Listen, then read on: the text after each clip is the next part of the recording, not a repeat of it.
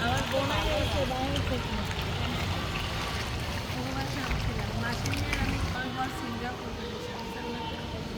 না আর না সিঙ্গাপুর চলে ও আমার